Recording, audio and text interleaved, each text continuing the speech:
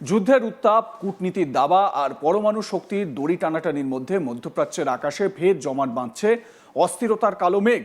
সমৃদ্ধ ইউরেনিয়াম নিয়ে America Iran টানাপোড়েন নতুন মোড় নিয়েছে। একদিকে আমেরিকার প্রেসিডেন্ট ডোনাল্ড ট্রাম্পের বিস্ফোরক দাবি ইরান নাকি তাদের হাতে থাকা সমৃদ্ধ ইউরেনিয়াম তুলে দিতে রাজি, অন্যদিকে তেহরানের সাফ জবাব এ দাবি সম্পূর্ণ মিথ্যা। শুধু তাই নয়, ইরানের অভিযোগ মাত্র 1 ঘন্টার বক্তৃতায় 7টি মিথ্যা বলেছেন ট্রাম্প।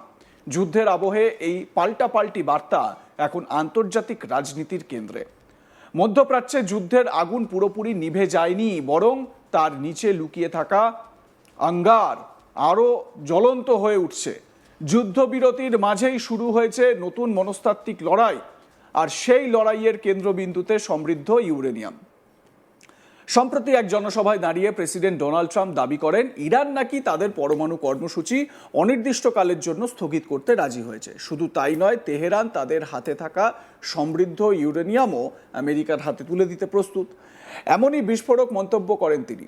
ট্রাম্প আরও জানান, আমেরিকা ও ইরানের মধ্যে একটি স্থায়ী চুক্তি খুব শীঘ্রই সম্পন্ন হতে পারে, এমনকি সপ্তাহান্তেই তার সম্ভাবনা রয়েছে। কিন্তু ট্রাম্পের এই দাবি সামনে আসতেই তেহরান থেকে আসে কড়া প্রতিক্রিয়া।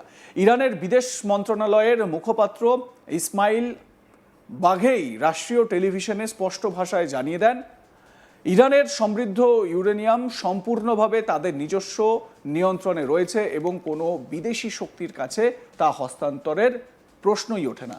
তিনি বলেন, আমাদের কৌশলগত সম্পদ আমরা রক্ষা করতে জানি, কোনো চাপের মুখে আমরা মাথা নত করব না। এই বক্তব্য কার্যত ট্রাম্পের দাবিকে সরাসরি খারিজ করে দেয়। এদিকে পরিস্থিতি আরও জটিল হয়ে উঠেছে হরমুজ প্রণালীকে কেন্দ্র করে। যুদ্ধবিরতির মধ্যে ইরান ঘোষণা করেছে তারা হরমুজ প্রণালী খুলে দেবে।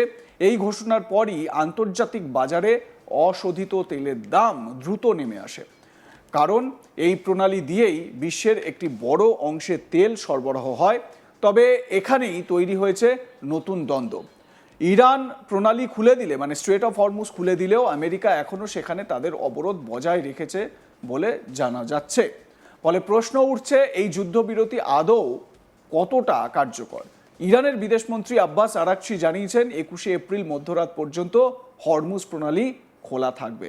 তবে এই সিদ্ধান্ত সম্পূর্ণভাবে কৌশলগত এবং পরিস্থিতি অনুযায়ী তা বদলাতেও পারে। অন্যদিকে প্রেসিডেন্ট ট্রাম্প আবার হুঁশিয়ারি দিয়েছেন, যদি আমেরিকা ও ইরানের মধ্যে চূড়ান্ত চুক্তি না হয় তাহলে ফের ইরানের উপর বোমাবর্ষণ শুরু হবে। তার ভাষায়, লেনদেন সম্পন্ন না হওয়া পর্যন্ত কোনো নিশ্চয়তা নেই। এই মন্তব্য কার্যত যুদ্ধবিরতির ভবিষ্যৎ নিয়ে নতুন করে প্রশ্ন তুলে দিয়েছে।